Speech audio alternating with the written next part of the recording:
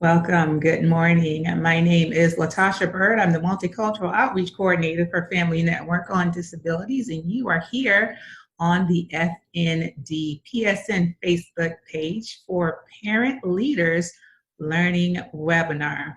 We'll talk about how to start a parent support group today and turn your ideas into success.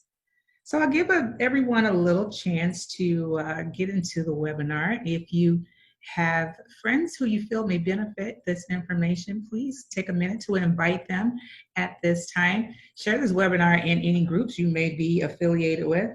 And also take a minute, if you have not already, to like the FND PSN Facebook page so you'll be in the know when we have new webinars and different learning experiences available for you.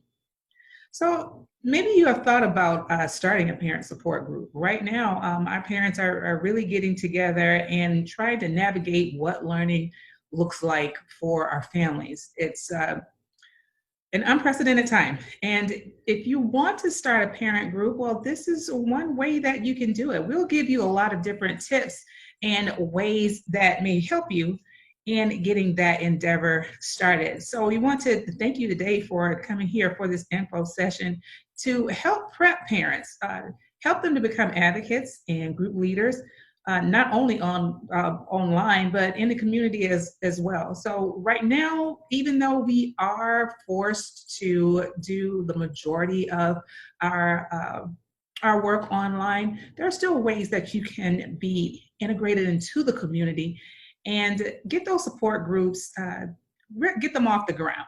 So thank you for joining us here today. If you see the representation that you have on the page right now, this is a flyer that's live right now on the FND PSN Facebook page. Please use it to RSVP. All that does is let us know that you are out there. If we need to get in touch with you at any other time, then we'll be able to do that. All you would need to do is click the RSVP link and put in a little bit of information about yourself, and then we can use that information to keep in touch. Our motto is that we're here to help, and that's exactly what we plan to do. So the first thing that we will speak on in today's webinar is just a basic introduction, how to establish a support group. That leads to promoting family engagement and supporting those online communities, especially now. We'll harp on different ways to bring those ideas to fruition and be able to support those online communities and groups that you may be interested in. We'll also talk about some aspects of special education advocacy, conflict resolution, and how it relates to your child. And also, at the very end, we'll give a brief overview and take those ideas and let's run with them. Let's get to work. So with that being said, we'll go ahead and take you into the body of the webinar. For parents as leaders, how to start a support group, online parent leadership, and special education advocacy. As we did say before, welcome. We're glad that you're here to join us today. It's a great IDEA to be here today. Knowledge is power. These are a lot of the aspects that we'll speak on today. I did give you a quick little joke with IDEA. That's the Individuals with Disabilities Education Act. So just a little bit of an icebreaker. Take a minute and write in the comments, write a hello, a hi, where you're watching us from. Let us know that you're out there so that we can make our webinars just as interactive as possible. If you want to put in a comment, please do so. Please do so all the way through the webinar, and we can answer those questions. However, we want to let you know that if you're not feeling so comfortable putting your information in on an open forum, there are different ways that you'll still be able to reach us. So if you use the comments, section to put in your question, that's one way. If you would like to do it a little bit more anonymously, you could use our messenger inbox. That will take you, straight to our inbox, and we can answer your questions that way as well. And also use the RSVP link or the flyer that we did show you previously to take you directly to our individual inboxes. And that's one way that we can be able to help you with those questions that you might not want answered on an open forum. We are here to let you know that we're 501c3 nonprofit organization. We help families across the state of Florida. We are what's called a PTI, that stands for Parent Training and Information. We're family-driven, family-centered, and we just want to show you one of the things that makes us unique is that the majority of our board members, management staff, program staff, myself included, we all have either family members, we're parents, or persons with disabilities. So we understand. We're either living that life or have very, very, very integral ties with the special needs community. Now, we'll do a little bit of house cleaning. Before we get into the body of the webinar, it's very, very important that we make this clarification. Just want to make sure that you understand that we're not doctors, we're not formal attorneys, we are not formal advocates. So all the information that we'll discuss in these workshops cannot be considered either legal or medical advice. We don't interpret the law. We don't provide that advice of any kind. However, what we do is to provide information and resources and give you that support that you'll be able to use to your family's advantage, especially if needing different types of support in the situation that our world is in today. One of our models is that we are here to help, and that's exactly what we intend to do. And so without further ado, we'll get into the body of the webinar for our parents as leaders, how to start a support group.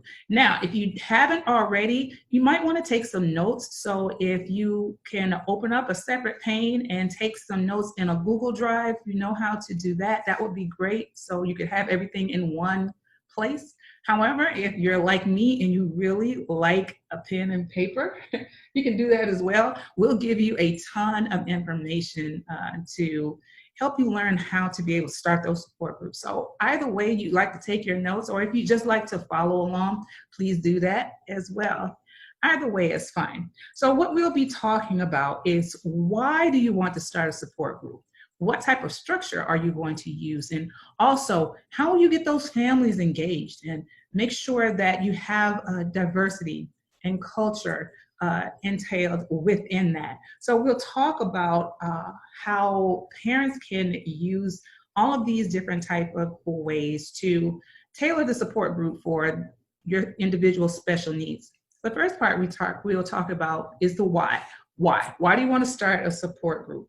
Well, many parents, they can recall what that feeling was after you found out your child's diagnosis. I know I was a train wreck. I did not know what was going on. I felt like I just was out on an island by myself, and I just didn't know. I didn't know. I needed the help from other people who had either traveled that road already or were in the similar situations that I was in, with a brand new baby that has been diagnosed as having a disability. So I needed those individuals. I needed those people who could support families such as mine. I needed those other parents who had experienced those same things and had those same type of overwhelming feelings as well. I just needed to have someone who could actively participate in the things that I was feeling and identify all of those emotions. They ran the gamut.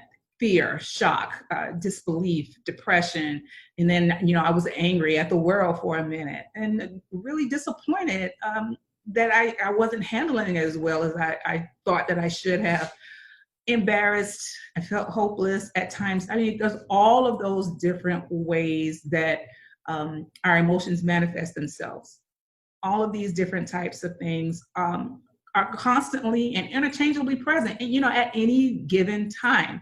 So you might feel angry one day and sad the next, and then you might be joyful the next day, and then, feeling hopeless the day after that. I mean, it just never knows. You never know how you're going to be feeling from day to day. And that's one great way to be able to start that support group. Support groups are those things that are going to be able to provide that sense of comfort for those families and even for those individuals that you care for who have disabilities. They provide a sense of kinship, like a sense of belonging. It's a safe place to learn, and a safe place to have an opportunity to be able to help others as well. You can build those important social connections and not feel like you're so alone and out on an island. So parents can educate themselves by also supporting others. And that gains a stronger sense of community. And so, by educating yourself, you can identify what practices work better for you, and not only in school situations, but also in the community. So when you're thinking about why you're going to start a support group, as parents, you have questions. You want to learn more skills, and you might be new to parenting, like I was, and learn about those different types of aspects that you may not have previously known or may have previously had experience with, but now you have a child with a disability and the model has totally changed for you. So you can learn to become an effective advocate and improve those different types of outcomes, not only in the school, but in the community as well. And work on policy and systems change should you want to explore that avenue. And then also you see here where it says me time, gain some time, for yourself. Because only you can, if you can't take care of yourself, it's extremely difficult for you to be able to take care of your loved one. So this slide talks about membership.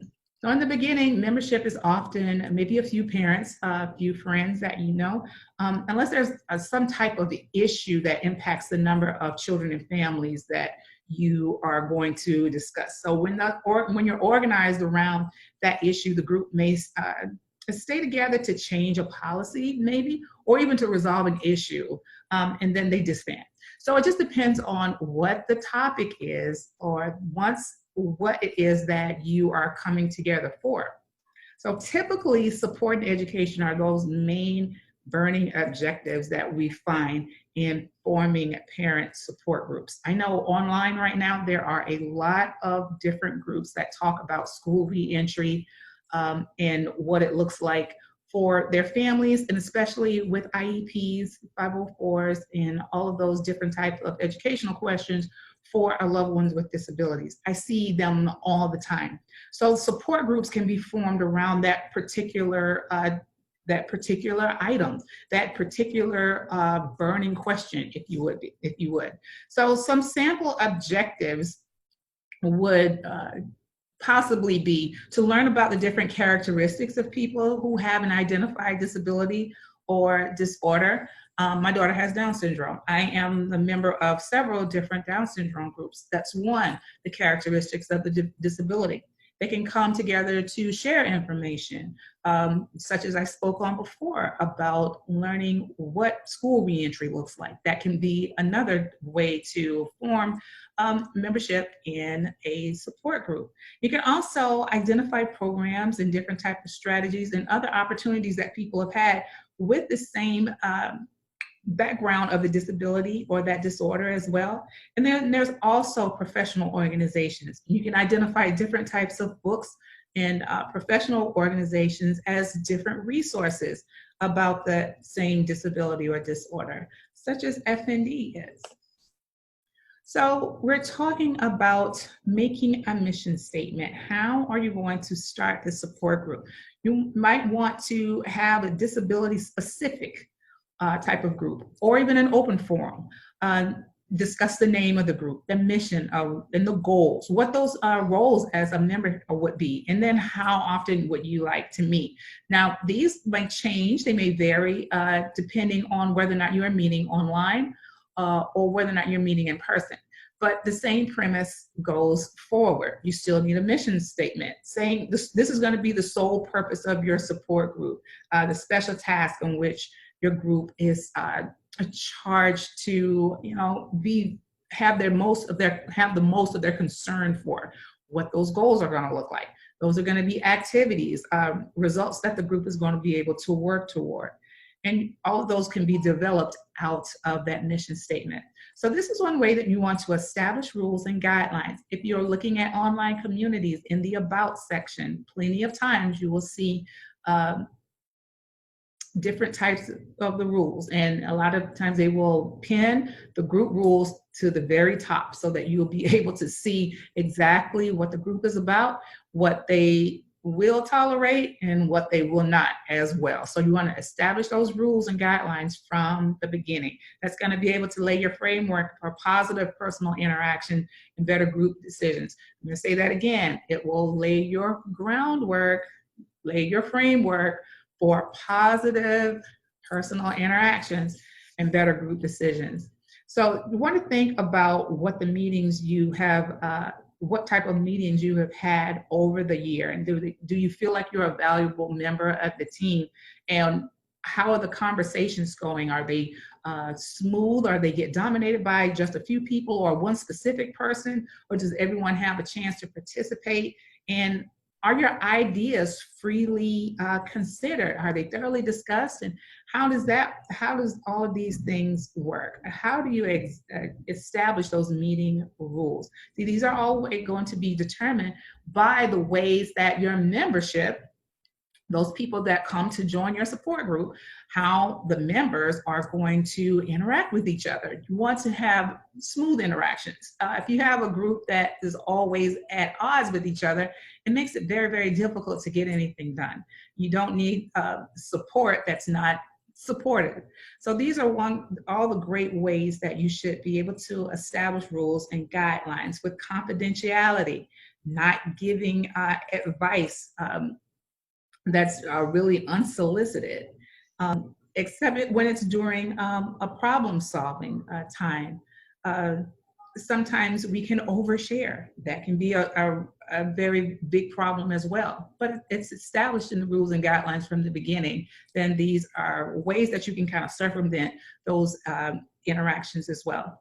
Taking responsibility and acceptance, having one speaker at a time, giving different types of attention to members who need that supportive attention in a positive manner, and avoid side conversations.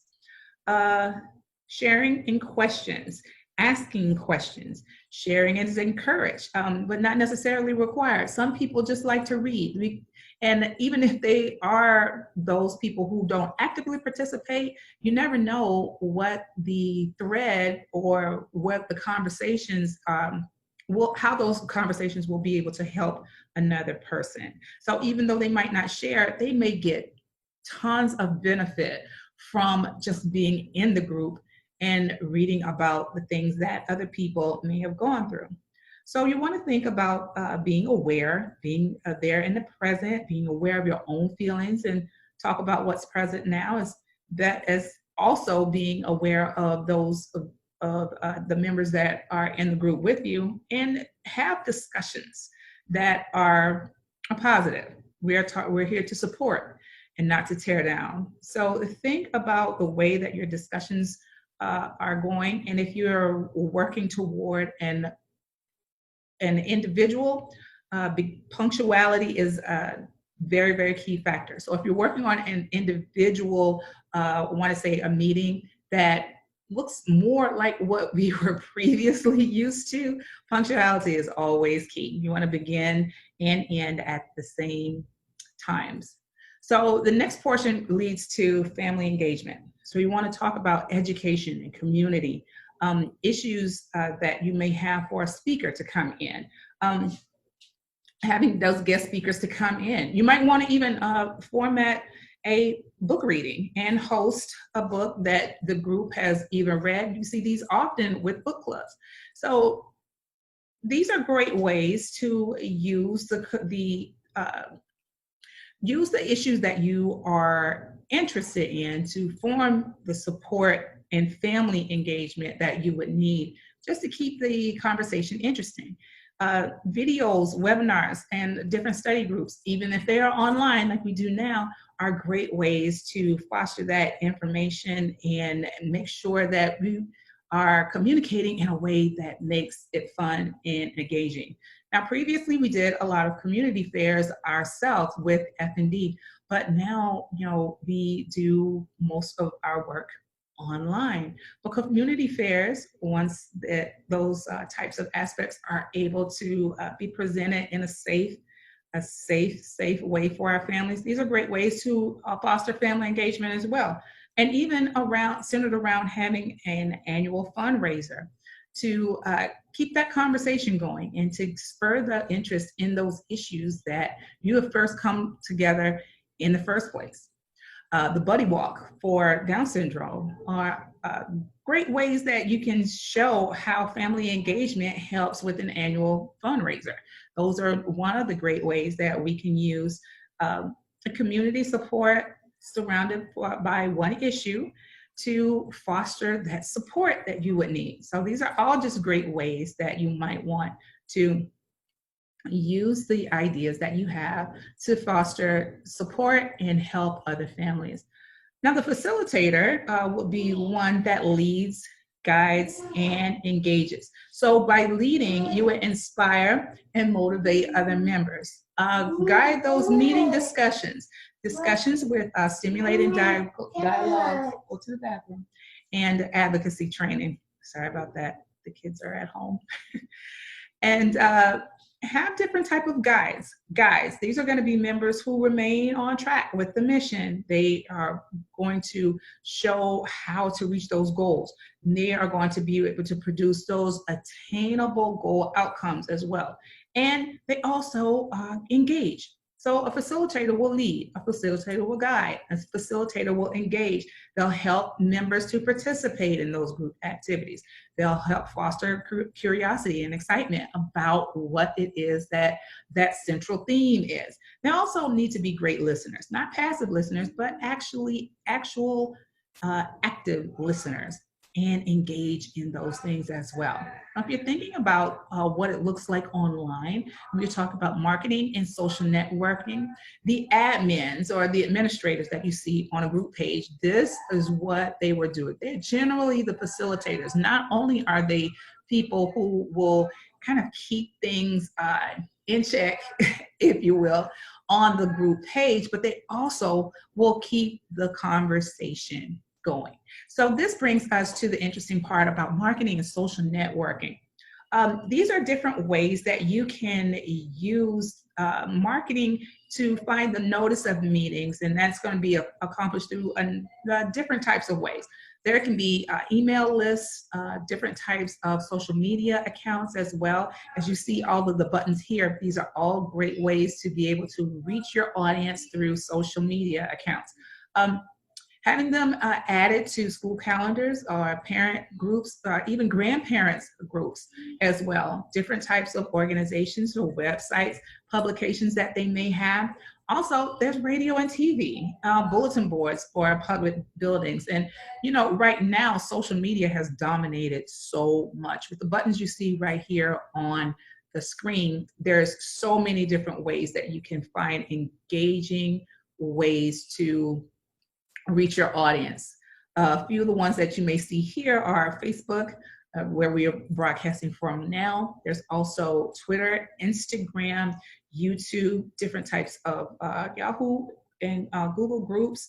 You can find ways to engage on Meetup is one that we see often. Even through Dropbox, if you're needing to send out files that are larger than what a formal email will give. Those are just all great ways to get your information out. And then it leads to the details. What will your meeting schedule look like? Plan agendas, plan meeting notes, and take an attendance to find out who are the people that will be and who are the people that have come to listen to your information. That's one of the reasons we ask for an RSVP. It's a great way for us to be able to take attendance. And then it's also a great way to follow up, be able to record our decisions and different types of plans and actions. And if you need further information, that's one great way to do it. by RSVPing. And if you have not previously, please just take a minute and click that link that's pinned right at the top, and it will take you to the flyer. You can put in your information, come right back to the webinar. It's a great way for us to keep in touch with you after the webinar is over. So when you think about diversity and culture, these are different ways that you can reach families in your communities who may not even speak the same language that you have. But the language barrier is just one of the issues. If you're coming together for mutual benefit because of a certain issue, the issue takes precedence. So thinking about if you are here watching us today, we are here because we need information about disabilities.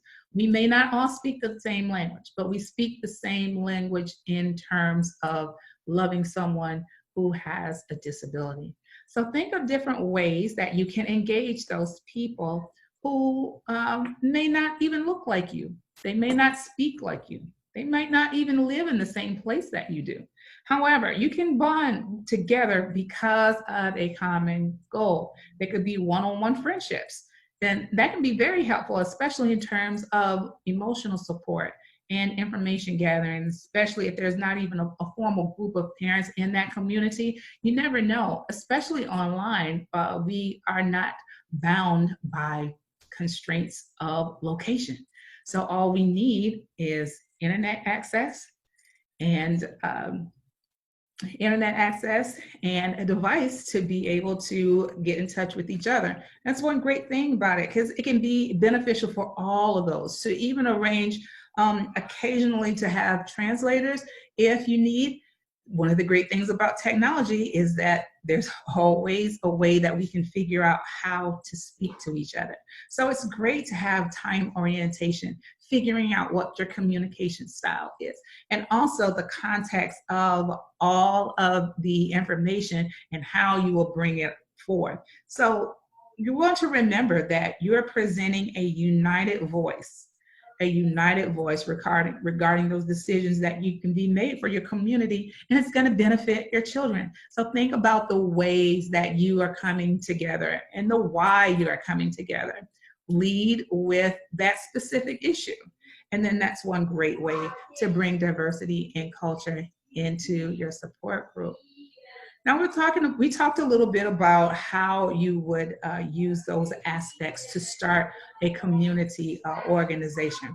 So now we're talking about online parent leadership. And it goes towards the same thing. We did the same things in learning how to do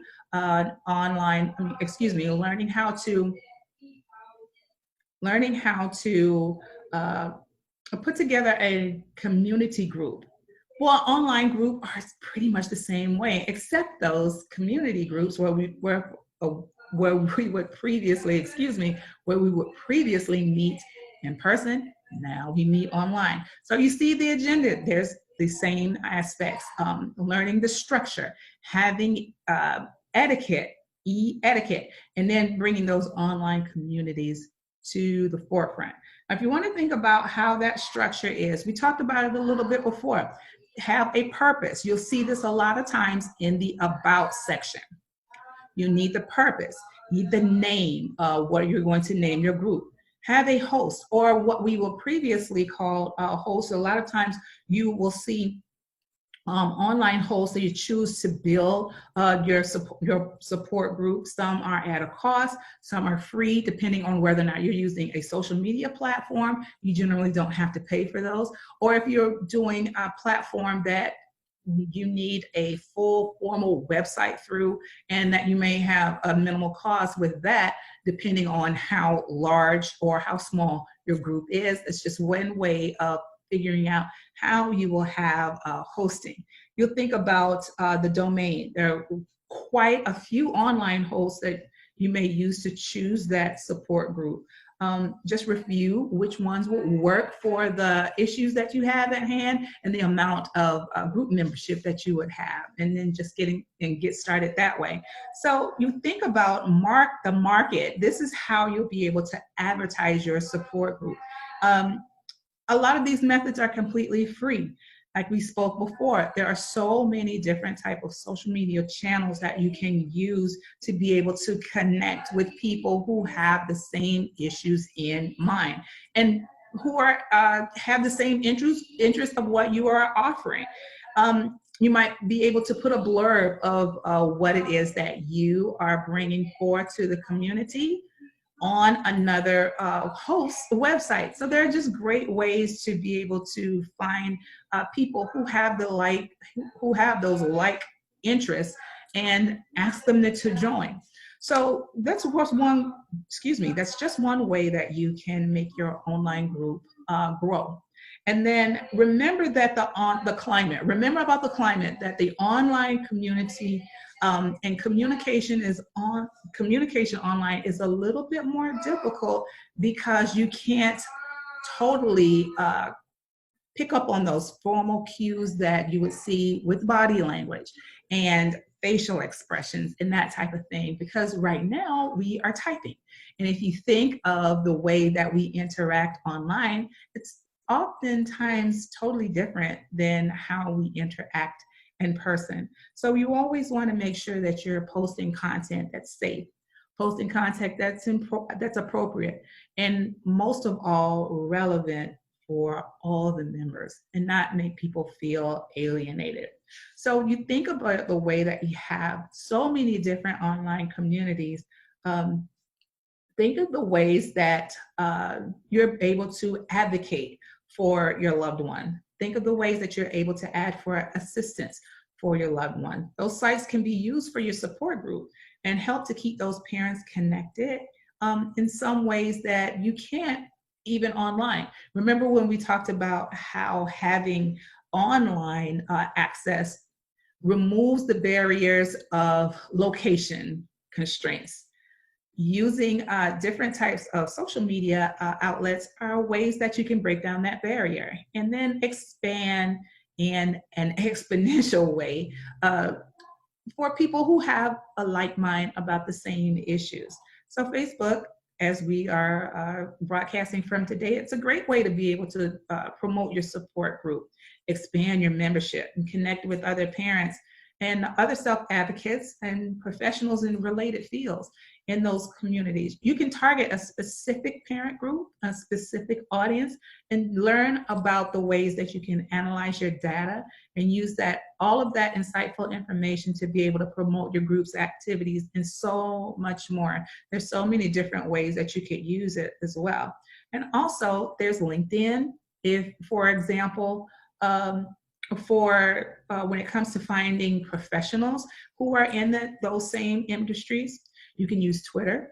Twitter is a network for building brand loyalty and actually having a strong following with specific type of niche group members. So that's one way it's great for passing along information, quick information and resources to others. And it also serves as a great newsreel because it happens in real time. There's character limitations, but this is one way to be able to find out information right now, information that is going on right as we speak.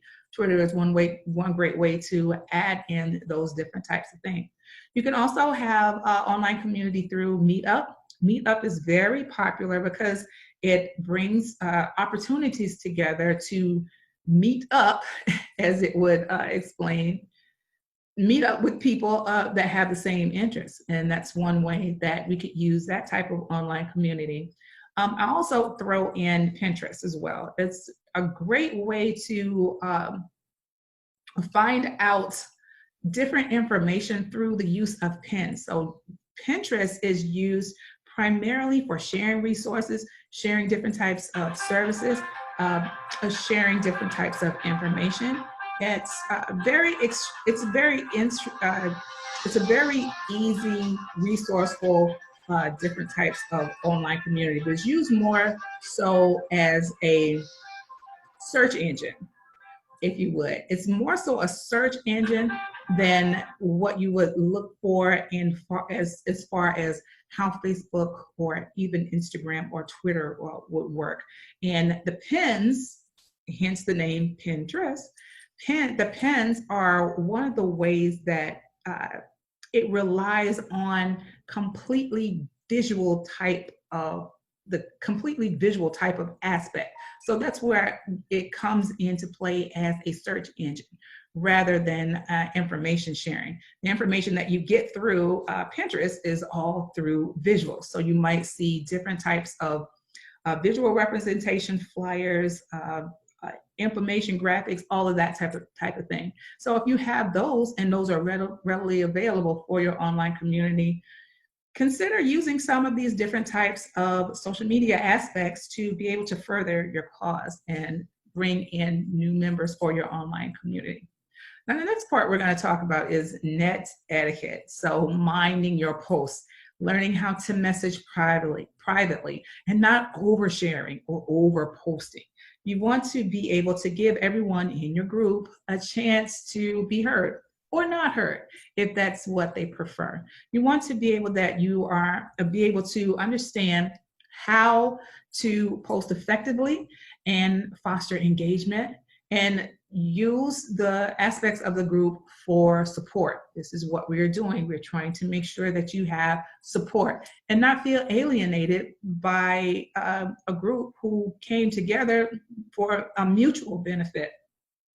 So these are just great ways to kind of check the way that you post, check the way that you share, and make sure that you're not alienating people who have come together for help.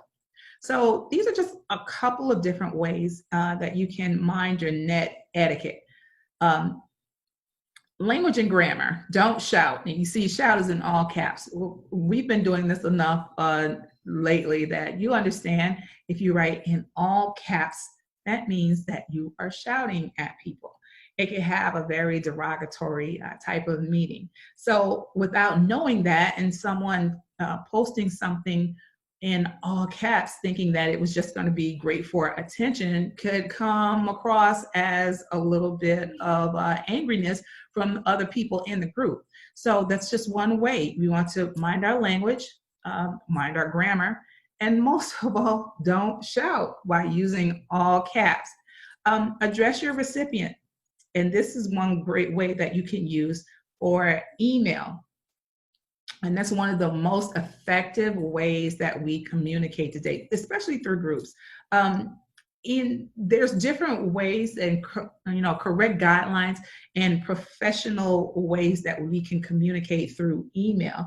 But there are a lot of people that still will not do it. So we want to think of ways that you can be formal in a sense, and help to not alienate those people with so much impersonal communication going out through email. But if you're hosting a support group, you want to put all of that in the beginning. So the portion that we spoke about before as to finding out what your standards are going to be and how you are going to reach your people and what type of members that are you going to have, all of those things in your mission and your goals, all of those things will be laid out in the beginning with that. So you can be as professional or unprofessional if you want to have a little bit more of a casual stance, but that standard should be maintained all throughout.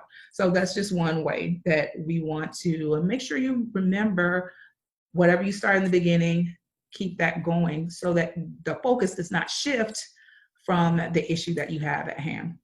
Think about how you are using emoticons and think of the tone that you're going to use.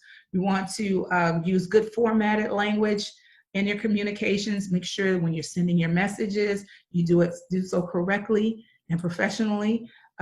Read your emails, read your posts before you hit send. So that's one great way to be able to edit yourself and spell check your features and make sure that it's exactly what you want to say before you hit send on either that email or your post or however you're expressing your information.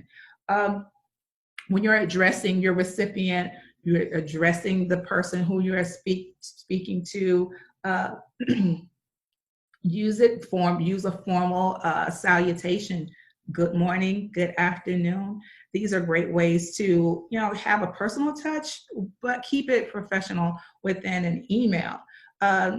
And especially make sure that your subject and your reference are pertaining to what it is that you are sending out. So if someone puts a post, I'll say for instance, if you have a post online and someone puts something under the post that is totally unrelated, then that thread wasn't for, it's not in the proper context. So you want to be able to mind the ways that you want to keep the thread going for reference. Make sure that you're speaking about what it is that you commented under.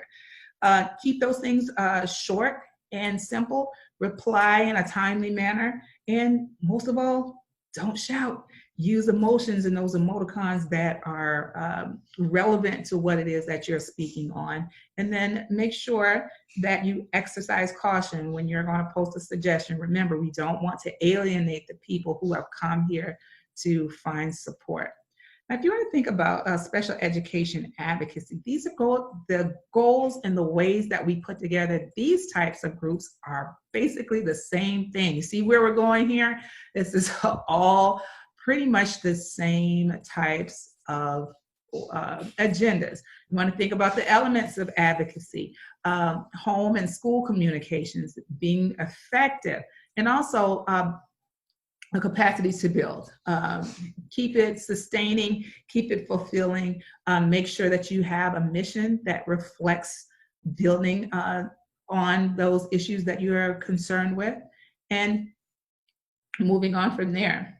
So when you think about what is advocacy, it's the act of arguing for, the act of supporting someone, supporting a cause, either on behalf of yourself or on behalf of a certain community. So let's go back. I got a little overzealous there. So if you want to think of the elements of advocacy, it's all pretty much like what we saw before. You want to have a planning and evaluation portion.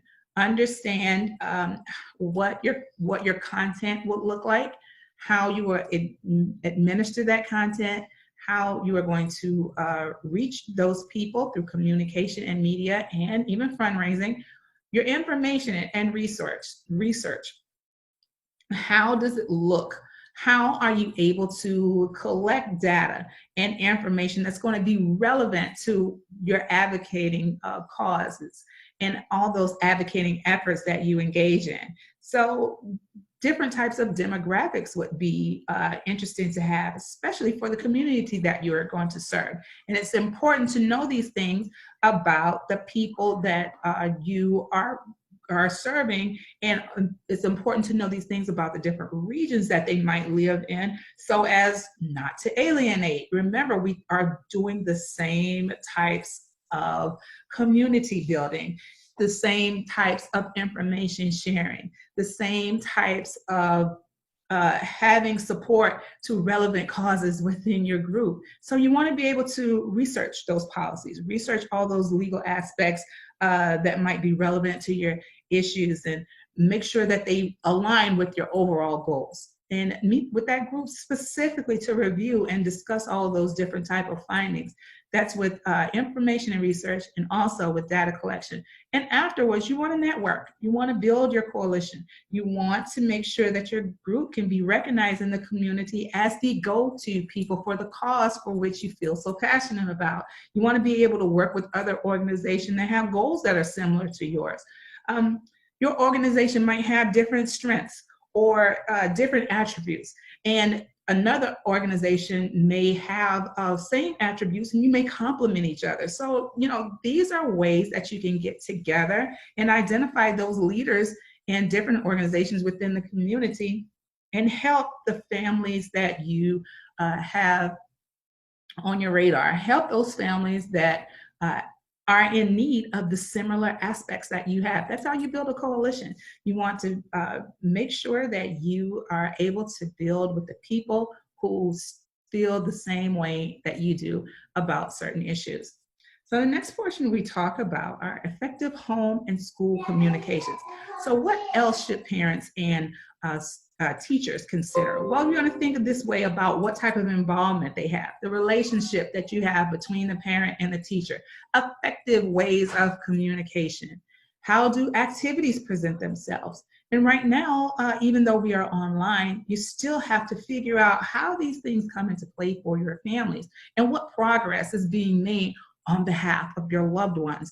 And finally, how accountable are all parties within the time that you spend together to make sure that your involvement, all of the aspects that you are doing to try to help your loved one with disability, how accountable are you for all of the ways that you have been trying to implement these things and making them work in a welcoming atmosphere? So you want to make sure that those relationships are positive. We want to find out about the school's processes and policies, especially what they would relate to now that our schools are generally online. And think about all the interesting information that will be there as it may impact your child. And these are all just great ways that we have to figure, how do we work through these issues and make sure that they will be able to align with what our IEP goals are, our 504 goals, and how meetings will go smoothly, and we can have positive relationships. Now, you do see conflict resolution here. As sometimes there can be issues that are difficult to resolve, not only in a meeting, but even within the online groups and community groups that you would have. So when that happens, it's important to, just like the button says, keep calm and call a mediator. Well, what you want to do is to maintain control of your words, remain in control of your actions.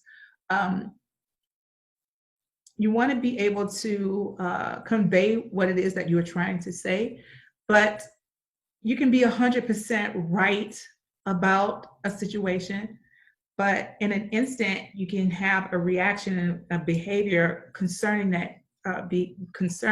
that issue that can make you 100% wrong. So we want to be sure that you can keep your emotions in check, and if you need, keep calm and call a mediator. So we won't bring a whole lot of this one talking about conflict resolution. There is another webinar in our video library that we can send to you. If you would like to have more information on conflict resolution, please put your information in the comments box, or you can RSVP with your information that way as well. Or you could send us a private message as well and let us know what information you would like to have on conflict resolution. We can send that directly to your inbox and you can watch at your leisure. So we'll give you a broad overview here about conflict. What starts conflict?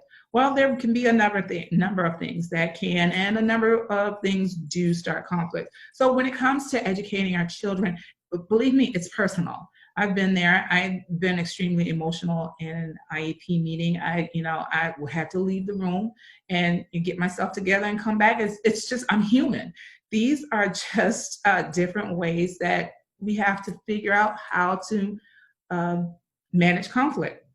And adding to that, being misinformed or made to feel like you're disregarded or even disrespected in that aspect, especially if they're speaking over your head or with issues that you don't feel like you totally understand, that can be a recipe for conflict right there. Now, there's a handout that we have that includes a parent's list of their top concerns. Now, we have put most of them here on this slide, and I'll go briefly through them. It can be eligibility determination, FATE, which is free appropriate public education, independent evaluations, implementation of IEP services, different types of assessments, be them state assessments as well, procedural safeguards, ESY was extended school year, LRE stands for least restricted environment, accommodations and modifications, notification of changes, transition planning,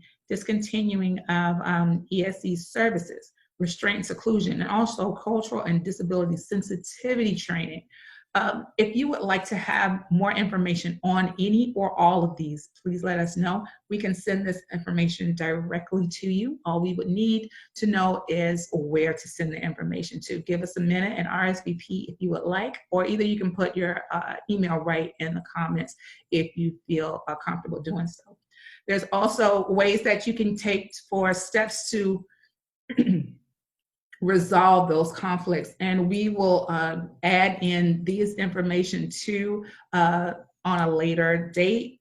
If you would like to find information, the specific steps for conflict resolution, please let us know. We can send this one directly to you as well. Matter of fact, I can take a couple of minutes and put the links right here in the comments so that you can click this link and it will take you to the videos that you would need to see. We also have downloadable resources with one-pagers that outline all of these different type of steps as well. And if you would like that information, let us know in the comments and we can send you that information. So you see here, you'll see steps to conflict resolution within the with the teacher and the principal, also the IEP team and the district ESC personnel, state complaints, and then goes to due process. So this is the chain where it starts with the teacher and principal and goes all the way up to the state. It's a very, very niche way that these conflicts have to be resolved. So without putting our webinar at a time disadvantage, if you would like to have this information for you, I will send this out to you, and I'll put some links in the comments as well so that you can have ways to come back and look at this information because it is pretty extensive. But I will talk about due process. So if after you follow this whole chain of command, you see right here from the teacher to the principal all the way up to the state complaint, if after you follow that full process thoroughly and your matter still remains unresolved, then you could proceed to what is called due process. Now, parents must have all of the documentation in order to be able to state their case effectively. And you can make a request for due process within 2 years of the basis of the hearing request. So that due process form must be as detailed as possible, and it's going to have to include all of the student information and with a clear description of the problem, and that must include all of the efforts that you have gone through to resolve that problem as well. So if there's conflict resolution in these different aspects, express your concerns and document everything. You need to be organized with your information and your data. It's important that you are able to support your claim if it's ever necessary for you to take those further steps. Now, these are different ways that you could use the IEP team. If you have to identify the dispute, you see right here, review the IEP. Communication, use different types of communication threads and data collection. It's all coming full circle. So you want to make sure that you review and figure out where the disagreement is, and then look at all of those common threads of where it might have gone wrong within your communication between you and the IEP team. And if you find out where there are any clues for the disconnect, try to work through it that way and identify the dispute, and then keep it in a cyclical type of manner. If you'd like some more information for a conflict resolution within IEPs, let us know that as well, and we can send those digital resources to you. There's also with the ESE personnel, this is the same thing. We want to make sure that you take all of your documentation and all your meeting requests with district personnel and make sure that you try to resolve that issue before it even gets to this point. But you want to make sure in each step that you document your data that support your issue and keep all documented attempts to resolve the issue at the school level. So if you had an issue with the teacher, the IEP team, or the principal, and now you're at the ESE personnel level. Conflict resolution, as it would be required for mediation procedures and requirements, is another fully extensive webinar that we have. If you would like to have more information on conflict resolution with mediation, please let us know. Put it in the comments, and then we can make sure that you get that information sent directly to you through those ESE downloads or through a video, through video means. So either one is fine with us, or both is fine as well. If you would like more information on conflict resolution through mediation procedures and requirements, please let us know in the comments or send us an email directly. And there's also conflict resolution through state complaints. We can send you this information as well. So just thinking of all the different ways that we can find ways to use those groups that we are interested in, and the ways that are relevant to us behind those different types of issues, the way that we come together. We can also come together to learn how to best resolve those issues when we have conflicts as well. So these are different ways that you build on capacity. Recruit those parent leaders, engage the schools and community agencies, join different committees, provide trainings such as what we are doing today, raise awareness, and then strategize strategic outreach. And how will you meet those people that you intend to serve? Think about how you're going to reach them. How will you learn about what needs they have? How have their issues changed, if any? Have they evolved? Have you evolved as a person as well before you started your community, and what it looks like now? See, it's important that these support groups keep those topics alive, keep those topics fresh, and make sure that the meetings that you have are current and relevant, with especially so many changes happening within our community and even our world right now. The families that we work with, the people that we work with, whether or not they're aligned the same ways with the issues that we're concerned with. So these are just great ways to be able to strategize our communities, help each other, and make that support relevant, make the support work for you. Because if it's not supporting you, then what was the purpose of actually having the group? You want to make sure that when you come together mutually. You come together for issues that you have in common. You come together for ways that you want to build upon all of these different aspects. You come together for support.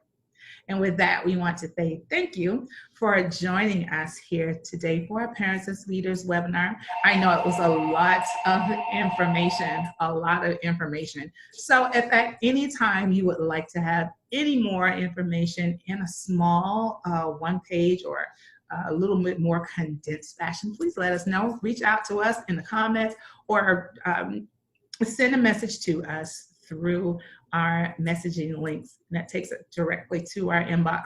Now let me introduce you right now to our regional family of PTIs. There's POPIN in the Panhandle. PSN is where you are watching us from today, Central Florida, and PEN in South Florida. There's also Family Star, which is our medical component, and United Families for Children's Mental Health. You also see to the very right, FND Trust Services, and Advocacy is our group for fathers. You find out a lot of information for fathers with a dad's perspective in mind. So these are the ESE downloadable resources that I spoke to you about. So I'll put this link in the comments as well. So it's fndusa.org, and the backslash is ESE download. You will find a wealth of information here.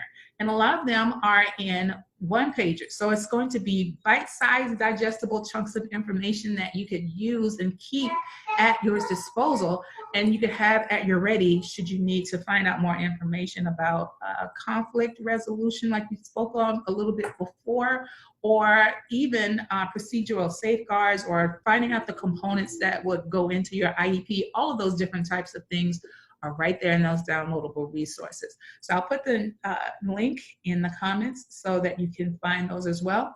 They are in English and Spanish. We invite you to follow us here on Facebook, not only for the FND PSN Facebook page, but also the Family Network on Disabilities Facebook page, also on Instagram and Twitter with the handles you see there before. You can also visit our website at www.fndusa.org.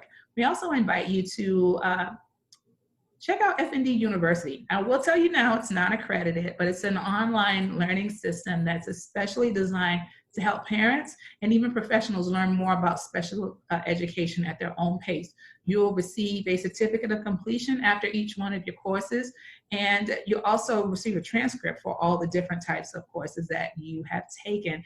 I will stress again, it's not accredited, but it is in English and Spanish. You can find out a lot more information about the topics that we have there written right into the course directives. So if you would take a chance, take the time, not take a chance, but if you would, please go on over to FND University at fndusa.org/FND University and check out all of the information we have right there for your disposal. So with that, we will post an evaluation right into the comments and pin to the top at the end of this. Please help us to understand what it is that we may be able to help you with. Let us know if there's something that we can do to improve a presentation, or if there's information that you would have liked to have known, but it wasn't previously entered into one of our slides. We are here to serve you and your family. Our motto is that we're here to help. So please help us to be able to help you. Your opinion does matter. So we'll put that link in. Take those quick 5 minutes to put in some information and help us so that we can have your information and feedback, and that will be able to improve on our webinars and all the presentations that we have for future times.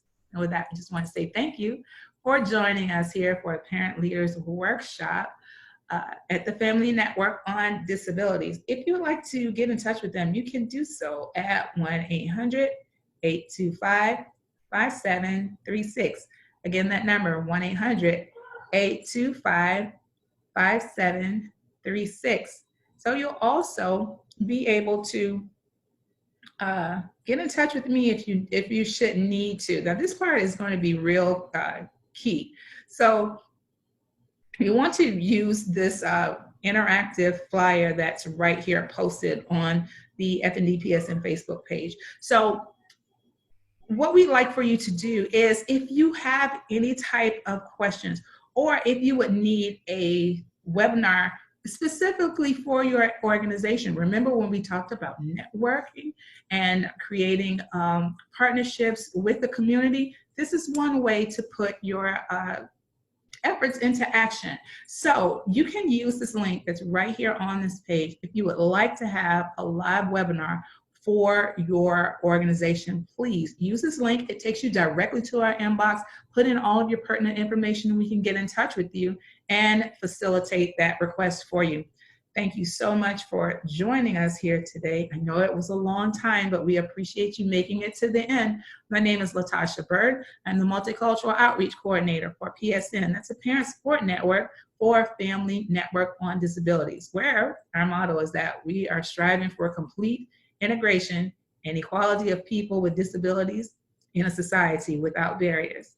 Now, should you need any more information, you can reach me at lbird@fndfl.org, and also by phone at 407-906-5366. Please take a minute to like and share the FND PSN Facebook page, and also visit us at fndusa.org. Thank you so much, and we will see you soon. Do something that makes you happy today, because if you don't take care of yourself, you can't take care of your loved ones with disabilities. They need us. Talk to you soon. Bye, everybody.